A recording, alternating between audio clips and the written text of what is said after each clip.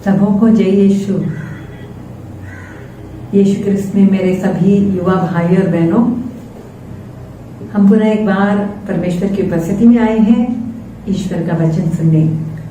और मैं प्रभु से यही निवेदन प्रार्थना करती हूँ कि इन वचनों के द्वारा आपका जीवन शुद्ध हो जाए, आप ईश्वर की इच्छा को जान पाए और ईश्वर के मार्गों पर चलने के लिए परमेश्वर आपको कृपा दे और आपको सामर्थ्य प्रदान करे। तो मेरे सभी युवा साथियों, कुछ समय पहले मैंने एक प्रचारक के बारे में पढ़ा जो अपने जीवन के बारे में कुछ बातें बतला रहे थे, उनके पारिवारिक जीवन के बारे में। और वो बता रहे थे, उनके 4 बच्चे हैं, उनके 4 संतान हैं, और बता रहे थे कि बचपन से कैसे वो अपने संतानों को यीशु इस विश्वास में उनको सुदृढ़ बनाने के लिए उनके साथ कितना समय बिताते थे, सही शिक्षा देने के लिए, ईश्वर के वचनों को सुनाने के लिए और ईश्वर की आज्ञाओं के अनुसार उनका जीवन चले, उसके लिए उनके साथ इतना समय बिताकर उनका अच्छी तरीके से लालन पोषण करते थे। और एक बार प्रचारक ये भी कहने लगे कि जब वो छोटे थे और बिल्डिंग के या तो अड़ोस पड़ोस के कई दूसरे बच्चों के साथ जब वो खेलते और आने के पश्चात जब उन बच्चों से, अपने ही बच्चों से उन्होंने अगर कुछ ऐसा सुना जो विश्वास के विरुद्ध है, तो पिता को जरा भी ये अच्छा नहीं लगता और पिता जाकर कह देते बच्चों को कि आइंदा तुम उन बच्चों से तुम्हारा मिलना जुलना नहीं होगा, या तो जाकर अड़ोस पड़ोस के माता पिता से कहते कि आप अपने बच्चों को सही शिक्षा दीजिए। और वो प्रचारक बता रहे थे कि जब उनके बच्चे बड़े हो गए, जब कॉलेज में भी जाने लगे, तो जब उनको पता चला कि उनके दोस्त कोई भी मित्रगण उनको परमेश्वर के विश्वास से उनको गुमराह करना चाहते हैं या तो उनको पाप के मार्ग की ओर या किसी कुकर्म की ओर प्रेरित करना चाहते हैं या संसार के तौर तरीके सिखलाना चाहते हैं, तो वो प्रचारक बता रहे थे, वो पिताजी बता रहे थे, मेरा खून खौल उठता। मुझे लगता कि मेरे बच्चों को मैं कैसे उनका निरीक्षण, उनका कैसे संरक्षण करूं। जब ये प्रचारक ये सारी बातें बता रहे थे, मैंने जब उनके बारे में ये सब सुना तो अचानक मेरे दिमाग में मेरे बचपन की कुछ बातें मुझे याद आ गई। हमारे घर में हम 3 भाई बहन हैं। मैं सबसे बड़ी हूँ, मेरी छोटी बहन है और मेरा छोटा भाई है, और मेरा भाई मुझसे 10 साल छोटा है। तो बचपन से ही मेरा उसके साथ बहुत ज्यादा लगाव रहा और उसका भी मेरे साथ, बल्कि हमारी मम्मी से भी बढ़कर, यानी मेरा भैया मुझसे ज्यादा और करीब था। तो मैं उसको स्कूल में लेकर जाती हूँ, उसकी सारी पढ़ाई मैं करवाती, सब कुछ मैं ही करवाती। और मैं जानती हूँ कि बचपन में जब वो 4ठी कक्षा में था, मुझे याद है कि जब एक दिन वो स्कूल से वापस आया तो उसने कहा कि पता है दीदी, कल जाकर हम ऐसा कुछ करने वाले हैं। और मैंने पूछा क्या करने वाले हो? तब कहा कि उनके सारे दोस्तों ने कुछ तय किया है कि हम क्लास में कुछ बदमाशी करने वाले हैं एक टीचर के साथ, और जो टीचर से वो बहुत ज्यादा उनको यानी अच्छे नहीं लगती है वो टीचर, और उनके साथ कुछ बदमाशी करने वाले हैं, कुछ शरारत करने वाले थे। मैंने जब ये सब सुना तब मैंने कहा, किसने तुम्हें ये सब बताया? किसने तुमको ये सब सिखाया? मैं बहुत गुस्से में आ गई। मैंने कभी तुमसे ऐसी कुछ बातें सिखाई है? मैंने तुम्हें क्या सिखाया है और क्या हमारे घर परिवार की क्या शिक्षा है? कभी भी अपने बुजुर्गों या अपने बड़े लोगों से या अपने टीचर लोगों से ऐसे कभी व्यवहार करते हैं? तो उसने कहा, पर मैं क्या करूं दीदी, सभी दोस्तों ने ऐसे तय किया है। और मैंने कहा, आइंदा तुम ऐसे दोस्तों से नहीं मिलोगे। और अगले ही दिन मैं जाकर टीचर से मिली, उनके प्रिंसिपल से मिली और कहा कि मेरे भैया को इन दोस्तों के साथ ना बिठाना, उनको अलग बिठा देना। और मैंने जाकर कंप्लेन कर दी कि आपके क्लास में ऐसे भी बच्चे हैं जो इस तरीके से शरारत करना चाहते हैं। उस समय मैं उत्तेजित होकर ये मैं सब कर रही थी, पर आज मैं सब सोचती हूँ तो मुझे लगा क्यों ये मैं सब कर रही थी, क्यों क्योंकि मैं किसी भी तरीके से अपने भैया की रक्षा करना चाहती हूँ।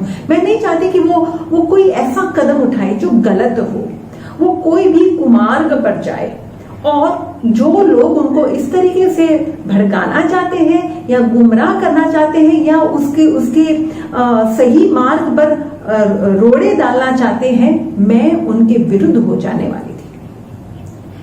अब यही बात अगर मैं जब ये सोच रही थी, तब मुझे लगा अगर मुझे ऐसा होता है अपने भैया के लिए, उस पिता को अपने बच्चों के लिए ऐसा होता है, तो हमारे पिता परमेश्वर को कितना होता होगा उनके बच्चों के लिए। जब कोई उनकी संतानों को, उनके प्रिय जनों को सत्य मार्ग से, उनके वचनों के आधार पर जो मार्ग है, जो मार्ग उन्होंने, उनकी संहिता का जो मार्ग है, उस मार्ग से उनको अगर कहीं पर गलत मार्ग की ओर गुमराह करना चाहते हैं, तो पिता परमेश्वर उनके हृदय पर क्या बीतती होगी।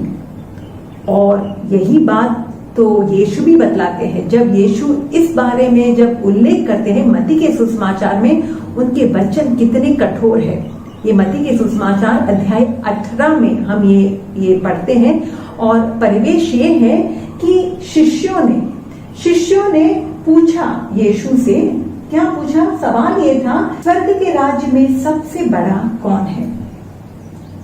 अब हम इसको ये भी जाने कि इस सवाल को पूछने से पहले प्रभु यीशु ने 2 बार दुख भोग के बारे में शिष्यों को बतला दिया है, और ये भी बताया है कि स्वर्ग के राज्य में अगर तुम्हें प्रवेश होना है, तुम्हें अगर मेरे पीछे आना है, तो तुम्हें क्रूस उठाकर आना है। इसके पश्चात भी अभी भी इनकी धारणा, उनकी सोच, उनकी कल्पना स्वर्ग के राज्य के बारे में बहुत सांसारिक है। उनको लगता है वो राज्य ये सांसारिक राजनैतिक राज्य के समान है, और जहां पर ऊंचा नीचा या कोई मंत्रीगण पाएगा या कोई पद पाएगा या कोई औहदा पाएगा, और इससे वो सोच रहे हैं हमें कौन सा पोजीशन मिलेगा, हमारा स्टेटस क्या होगा। इस कारण से तो ये पूछ रहे सबसे बड़ा कौन है। पर यीशु का जो जवाब उनको चौंका देने वाला जवाब था। यीशु वहां पर एक छोटे बालक को उनके सामने लाकर खड़ा कर देते हैं और कहते हैं, जब तक तुम इस छोटे बच्चे के समान ना बन जाओ, बल्कि यीशु कहते हैं, मैं तुम लोगों से ये कहता हूं कि यदि तुम फिर छोटे बालकों जैसे नहीं बन जाओगे, तो स्वर्ग के राज्य में प्रवेश नहीं करोगे। यीशु ने बताया कि तुम्हें उस बच्चे के समान बनना है। बच्चा एक बालक होता है जो नन्हा मुन्ना है, वो किस पर, वो कमजोर है, वो दुर्बल है, वो बेसहाय है, और वो अपनी रक्षा खुद नहीं कर सकता, और वो निर्भर है, अपने माता पिता पर निर्भर है अपनी रक्षा के लिए, अपनी जरूरतों के लिए। और यीशु आगे चलकर ये बतलाते हैं कि जो मेरे नाम पर ऐसे बालक का स्वागत करता है, वह मेरा स्वागत करता है। तो यीशु अब तक ये सारी बातें बतला रहे हैं कि तुमने अगर इस बालक को कितना प्राधान्य दे रहे हैं, और यीशु कह रहे हैं अगर तुमने उसको मेरे नाम से स्वागत किया, तो तुमने मेरा स्वागत किया। अचानक यीशु के शब्दावली, यीशु की वाणी, यीशु की बोली एकदम अलग हो जाती है। सुनिए वचन 6 में, 18 मत्ती का सुसमाचार अध्याय 18 वचन 6 में यीशु कहते हैं, जो मुझ पर विश्वास करने वाले उन नन्हों में से एक के लिए भी पाप का कारण बनता है, उसके लिए अच्छा यही होता कि उसके गले में चक्की का पाट बांधा जाता और वह समुद्र में डुबा दिया जाता। प्रलोभनों के कारण संसार को धिक्कार, प्रलोभन अनिवार्य है, किंतु धिक्कार उस मनुष्य को जो प्रलोभन का कारण बनता है। ये यीशु के मुख से निकले हुए शब्द है। अजीब लगते हैं ना। यीशु जो कितने करुणामय है, जो कितने दयालु है, आज ऐसे कठोर शब्द बोल रहे हैं कि उसके गले में चक्की का पाट बांधा जाता और समुद्र की गहराई में वो डुबा दिया जाता। क्यों यीशु ऐसा कह रहे हैं? पर यीशु ये शब्द यीशु के हृदय की भावना को प्रकट कर रहे हैं कि यीशु कितना चाहते हैं नन्हे मुन्ने बालक।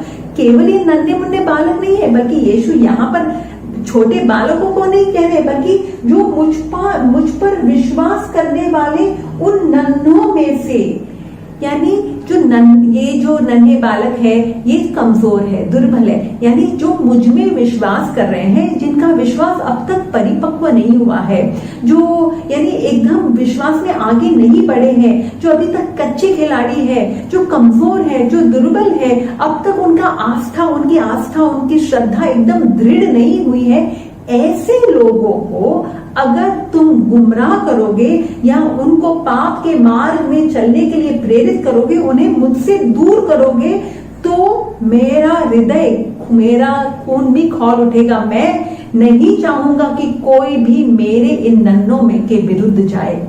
देखिए यीशु की ये भावना, ये यीशु पिता के हृदय को प्रकट कर रहे हैं, क्योंकि आगे चलकर यीशु ने कहा वचन 10 में, सावधान रहो। देखिए यीशु क्या शब्द बोल रहे, सावधान रहो, इन नन्हों को तुच्छ ना समझो, एक को भी तुच्छ ना समझो। मैं तुमसे कहता हूँ उनके दूत स्वर्ग में निरंतर मेरे स्वर्गीय पिता के दर्शन करते हैं। यानी नन्हों एक के पास प्रभु ने स्वर्गदूतों को तैनात किया है कि तुम उनकी रक्षा करोगे, और उस रक्षा में उस स्वर्ग जो परमेश्वर का जो कार्य है उसके विरुद्ध अगर कोई भी आता है तो परमेश्वर से ये सहा नहीं जाता। इसे आगे यीशु ये भी कहते हैं वचन 14 में, इसी तरह मेरा स्वर्गीय पिता नहीं चाहता कि उन नन्हों में से एक भी खोया जाए। देखिए ये पिता का हृदय प्रभु प्रकट कर रहे हैं। पिता को एक आत्मा प्रभु के लिए कितना महत्व रखता है, कितनी अहमियत देते हैं प्रभु एक आत्मा के लिए। इसे 99 को छोड़कर एक के लिए प्रभु जाते हैं। पुराने विधान में प्रभु ने इब्राहिम को ये वादा दिया था। क्या उनकी प्रतिज्ञा क्या थी? जो तुम्हें आशीष देगा मैं उन्हें आशीष दूंगा, जो तुम्हें श्राप देगा मैं उन्हें श्राप दूंगा, वो श्रापित हो जाएंगे। यानी परमेश्वर क्या चाहते हैं, हम जब परमेश्वर की और प्रभु ये भी कहते हैं कि तुम मेरे आंखों की पुतली हो, you are the apple of my eye. इसलिए ये जो नन्हे भाई बहन हैं, जो विश्वास में अभी तक सुदृढ़ नहीं हुए हैं, जो धीरे धीरे कदम उठा रहे हैं, उनके लिए अगर हम कोई भी गलत उदाहरण दे या उन्हें कहीं पर भी भटकाने के लिए हम कोई भी कार्य करें तो ये परमेश्वर से सहा नहीं जाएगा। रोमियो के नाम पत्र में संत पौलुस ने भी यही कहा। अध्याय 14 में हम पढ़ते हैं वचन 1 में कि यदि कोई विश्वास में दुर्बल हो तो आप उनका स्वागत करें। प्रभु चाहते हैं कि हम जो कमजोर हैं उनके हम विश्वास को बनाए, उनको तोड़े नहीं, उनको गुमराह ना करें। और इसे आगे लिखा है वचन 13 में, इसे हम लोग आगे चलकर एक दूसरे का न्याय नहीं करें, बल्कि ये निश्चय कर ले कि हम अपने भाई के मार्ग में ना तो रोड़ा अटकाएंगे और ना ठोकर लगाएंगे। तो देखिए यहाँ पर साफ स्पष्ट रूपों में बतलाया गया है कि परमेश्वर की इच्छा क्या है।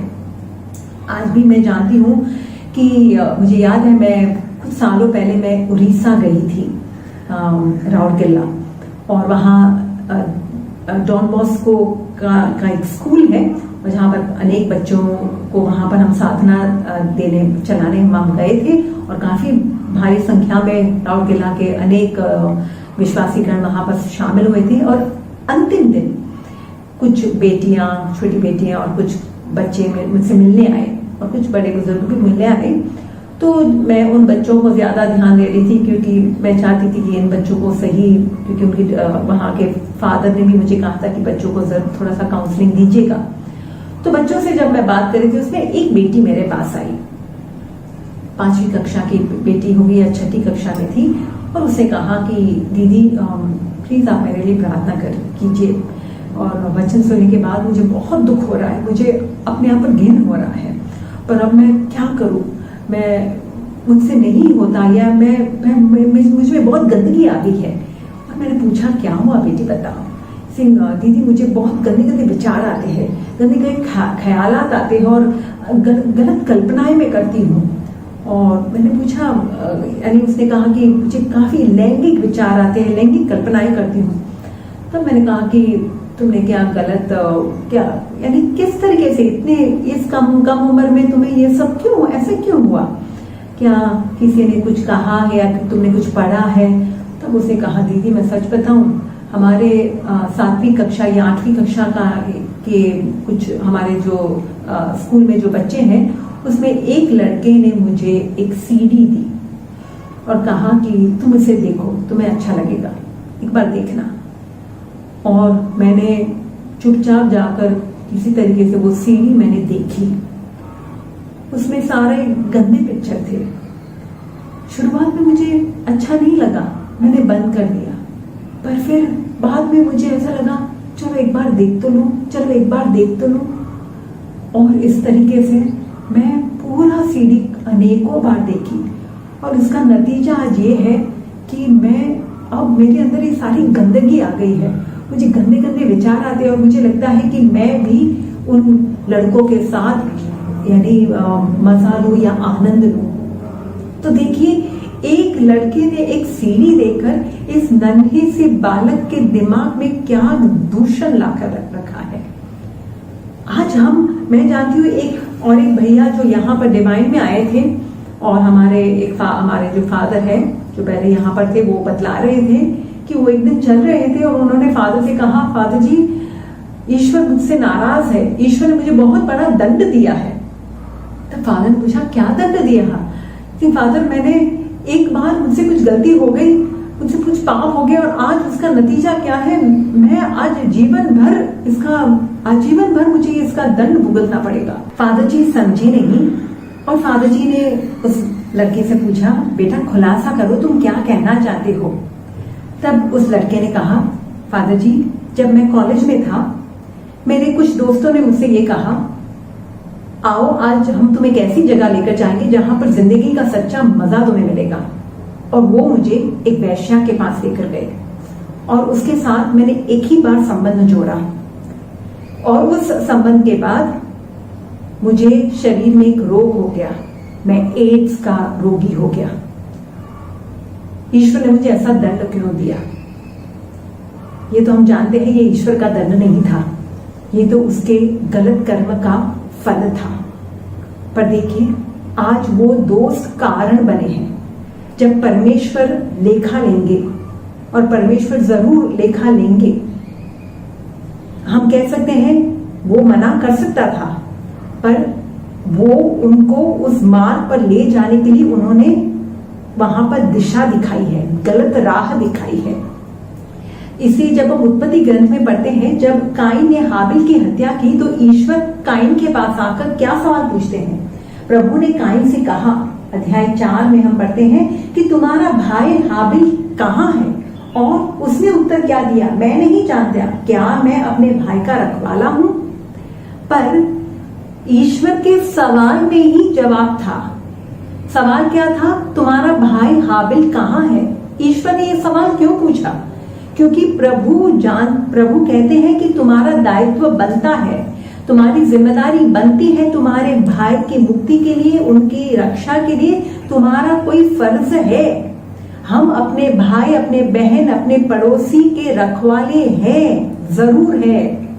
अगर परमेश्वर कहते हैं कि एक अगर विश्वास करता है तो एक के विश्वास पर सारे परिवार की मुक्ति मिलती है, तो एक के गलत राह पर चलने के लिए दूसरे लोग भी उस राह से गुमराह हो जाते हैं। मत्ती के सुसमाचार अध्याय 10 वचन 42 में प्रभु यीशु ने कहा, तुम्हें नन्हे बालकों में से एक को भी एक पानी का एक प्याला भी अगर तुम पिलाओगे मेरे नाम से, तो तुम्हें जरूर पुरस्कार मिलेगा। यानी हम अपने छोटे भाइयों के लिए, उनको सत्कार, उनके लिए, उनकी जिंदगी में ईश्वर के राज्य में बढ़ावा देने के लिए अगर हमने कोई अच्छा छोटा कदम भी उठाया है, तो प्रभु उसका भी इनाम देते हैं, पुरस्कार देते हैं।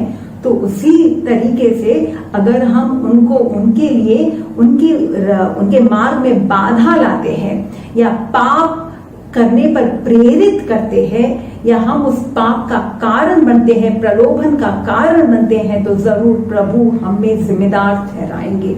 इसलिए हम इस पाप को हम हल्का ना ले, हम समझे कि परमेश्वर क्या चाहता है हमसे।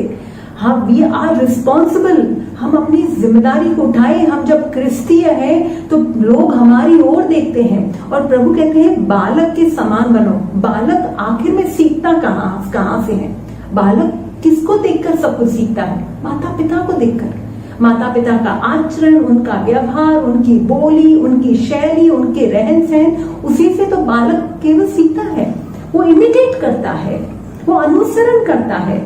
संत पौलुस ने कितना सुंदर कहा कुरिन्थियों के नाम अध्याय पहला पत्र अध्याय 11 वचन 1 में, imitate me as I imitate Christ. मैं जैसे प्रभु यीशु का अनुसरण करता हूं वैसे तुम मेरा अनुसरण करो। तो माता पिता का अनुसरण बच्चे देखकर ही तो करते हैं।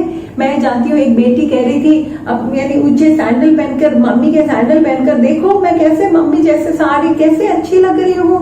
वो क्या कहाँ से सीखी ये सब? उसने माँ से देखा, माँ को देखकर ये सब बोल रही है। एक बेटा शेविंग क्रीम लगा रहा है और कह रहा है कि मैं भी शेविंग करूंगा अपने पापा के जैसे। ये सब कहाँ से सीख रहा है?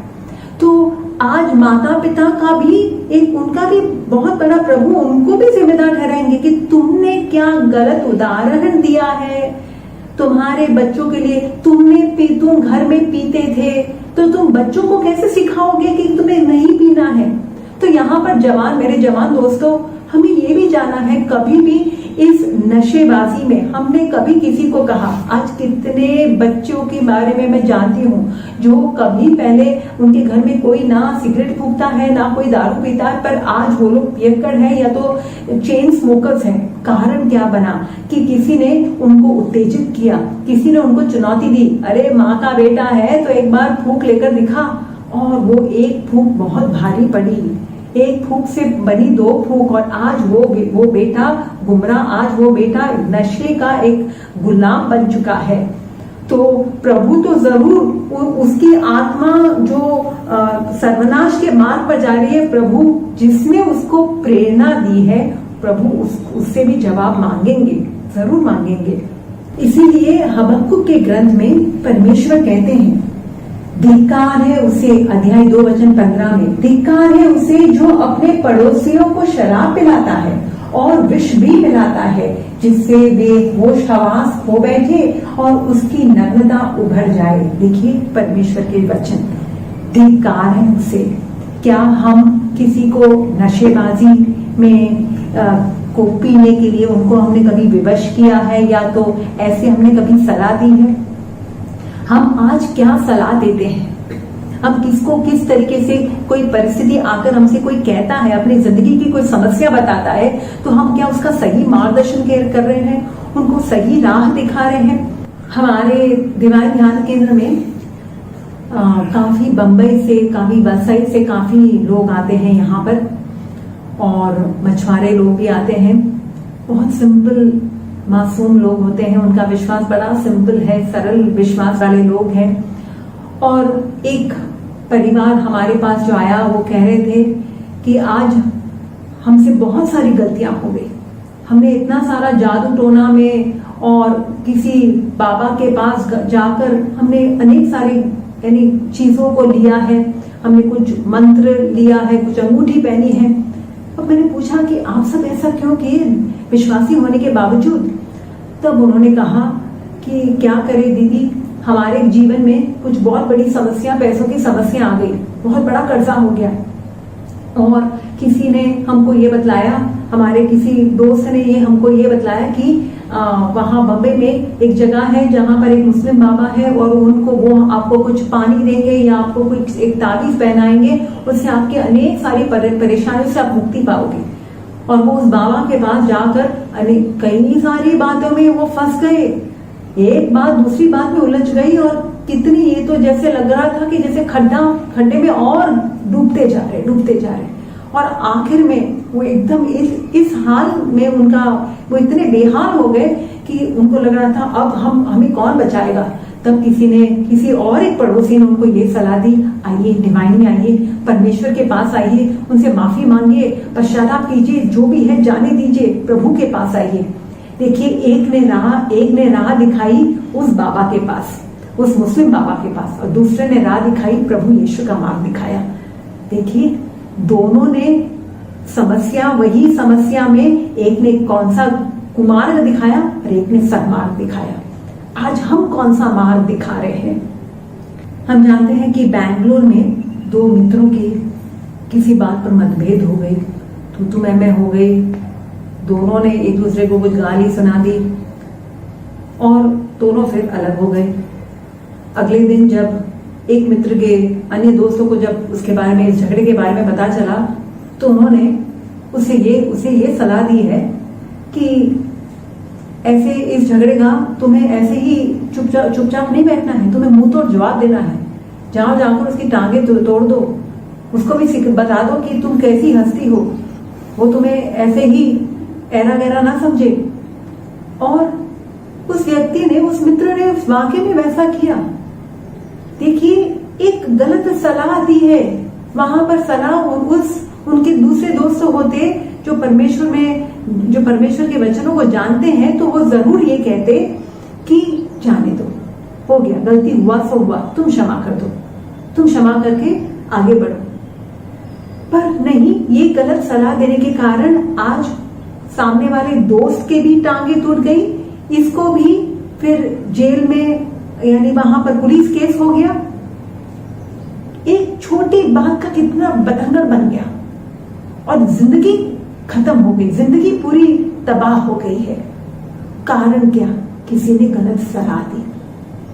तो आज हम, परमेश्वर जरूर हमसे हमारे एक एक कदम, हमारे व्यवहार, हमारी बोली, हमारे वचन, हमारा व्यवहार, सबके लिए प्रभु हमसे जरूर उसका हिसाब मांगता है। देखिए, मैं एक यहाँ पर जवान लोगों की रिट्रीट थी, तब एक लड़के ने आकर कहा कि दीदी, मैं जानता हूं कि सबकी आजादी होती है, सबकी आजादी है, उनको जो पहनना है, जो करना है वो कर सकते हैं, पर कई बार हमें इस आजादी को उसका ज्यादा फायदा नहीं उठाना चाहिए। हमें देखना चाहिए कि किस किस माहौल में हम जा रहे हैं, किसके साथ हम जा रहे हैं, यहाँ कौन लोग आसपास में हैं, उस तरीके से हमें कपड़े भी नहीं पहन के हमें पहनने चाहिए। तब वो बतला रहे थे कि क्रिसमस का दिन था और रात का मीसा का समय था। उसने बहुत मन से प्रार्थना की थी कि प्रभु, मैं आज पूरे तन मन से इस क्रिसमस मीसा में, इस मीसा बलिदान में मैं भाग लूंगा। और जब वहां मीसा बलिदान में वो भाग लेने को वहां बैठा है, मीसा को बीचों बीच अचानक पीछे से टक टक टक करके आवाज आ रही है और सबका ध्यान वहां पर गया और एक लड़की आ रही है जिसका पूरा पीछे का बदन पूरा खुला था और ऐसे बाल, ऐसे बिखरे बिखरे बाल, पूरा स्टाइल मारकर वो आगे बैठ रही है। अब मीसा में सबका ध्यान बेदी पर नहीं है, पर सबका, विशेषकर वो बता रहे कि मेरा ध्यान तो बस उस लड़की की ओर ही जा रहा था, मैं मीसा में ध्यान नहीं लगा पाया। देखिए, उस लड़की का, शायद आजकल कई जवान बच्चे ऐसे कहते हैं, उसको अपनी आंखों को संभालना है, वो क्यों हमारी ओर देखे, हम तो जो चाहे पहन सकते हैं। No, we can not say that. हम रिस्पॉन्सिबल है, वी आर रिस्पॉन्सिबल। तुम्हारा भाई हाबिल कहाँ है? तो प्रभु जरूर पूछेगी उस लड़की को कि तुम्हारे पहरवेश से, तुम्हारे कपड़ों से, अगर कोई तुमने किसी को पाप करने के लिए प्रेरित किया, तुम पाप का कारण बने हो, तो मैं तुम्हें भी जिम्मेदार, उसको तो पाप के लिए उसको तो भुगतना ही पड़ेगा, पर तुम्हें भी उसका जवाब देना पड़ेगा। तो आज हम इस बात से छटक नहीं सकते। देखिए, परमेश्वर केवल जब पाप की बात आती है, आगे के वचनों में, अगर मत्ती के सुसमाचार 18 में 6-7 के बाद जो 8-9 के वचन है, वहां पर प्रभु अपने पाप के बारे में भी बता रहे कि तुम्हारी आंख तुम्हें पाप की ओर घसीटती है, तुम्हारी दाई आंख तुम्हें पाप की ओर घसीटती है, तो उसे निकाल दो। तुम्हारा दाया हाथ तुम्हें पाप की ओर लेकर जाता है, तो उसे काट दो। यही बेहतर हो कि तुम लंगड़े और काने होकर स्वर्ग में प्रवेश करो, ना कि तुम 2 आंखों से नरक की आग में झोंके जाओ। यानी आज हमारा जो संसार से हमारा जो रिलेशनशिप है, या तो हम जो जिस तरीके से हम आदान प्रदान करते हैं, वो हमारे शरीर से करते हैं, शरीर के विभिन्न अंगों से करते हैं। तो प्रभु चाहते हैं कि हम इन अंगों का दुरुपयोग ना करें, वो कभी भी पाप की ओर प्रेरित ना करें। क्यों? क्योंकि ये शरीर पवित्र आत्मा का मंदिर है।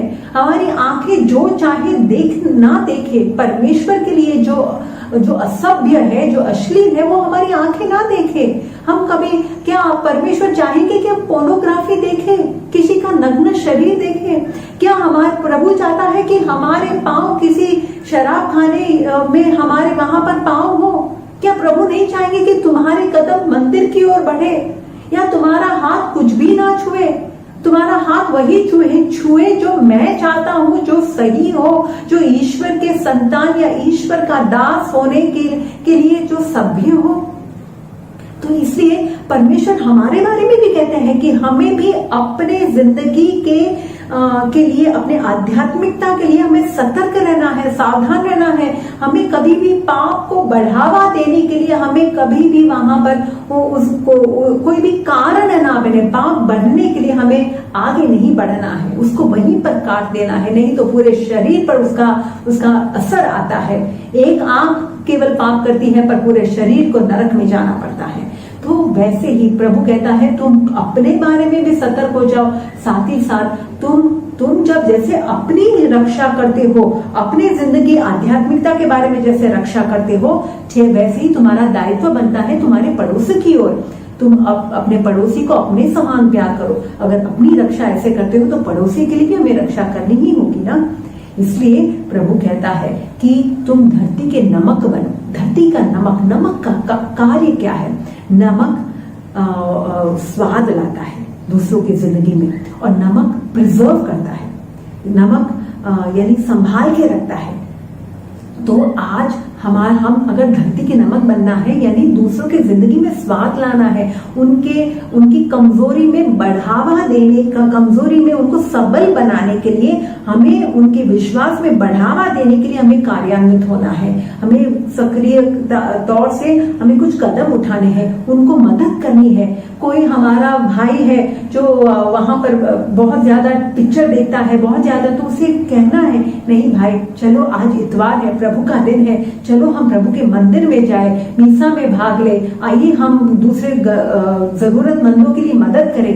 ऐसी इस तरीके से हमें प्रेरणा देनी है। तो हमें स्वाद लाना है और हमें प्रिजर्व करना है। कभी भी किसी के जीवन को खराब या खत्म करने के लिए हम कार्य ना करें, बल्कि नमक की तरह हम उनकी जो अच्छाई है, अच्छाई को बरकरार रखें, उसे और अच्छाइयों को और बढ़ाने के लिए हम कार्य करें। इसीलिए संत याकूब अपने पत्र में बतलाते हैं, अध्याय 5 अंतिम वचनों में कहा है, मेरे भाइयों यदि आप लोगों में कोई सच्चे मार्ग से भटके और कोई दूसरा उसे वापस ले आए, तो वह समझे कि जो किसी पापी को कुमार्ग से वापस ले आता है, वह उसकी आत्मा को मृत्यु से बचाता है और बहुत से पाप ढांक देता है। हमारा कार्य क्या होना चाहिए? दूसरों को बचाना है।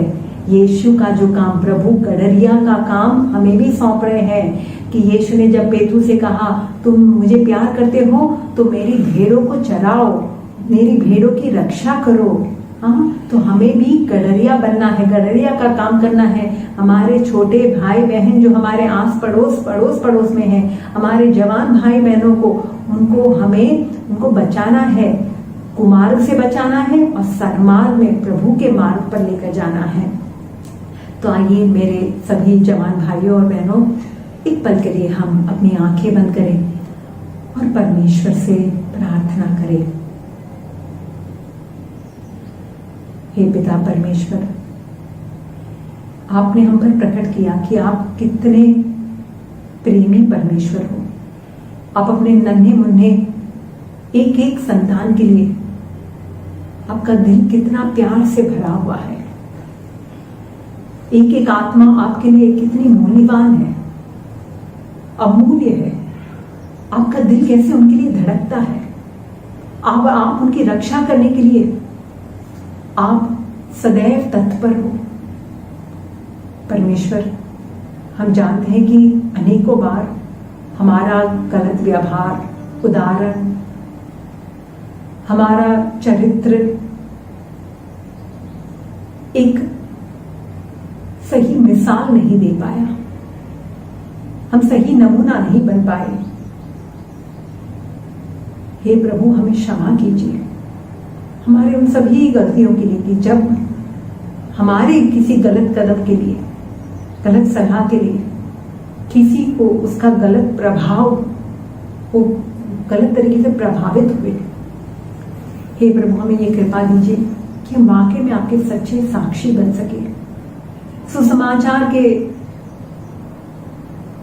जो वचन है उसको हम अपनी जिंदगी में सक्रिय तौर से उसे जी सके, और प्रभु आपके इस सुसमाचार की महक सब जगह फैला सके, जिस तरीके से जिससे दूसरे लोग भी प्रभु आपकी ओर आकर्षित हो सके, और आखिर में हम सभी लोग प्रभु आपकी स्तुति आराधना कर सके।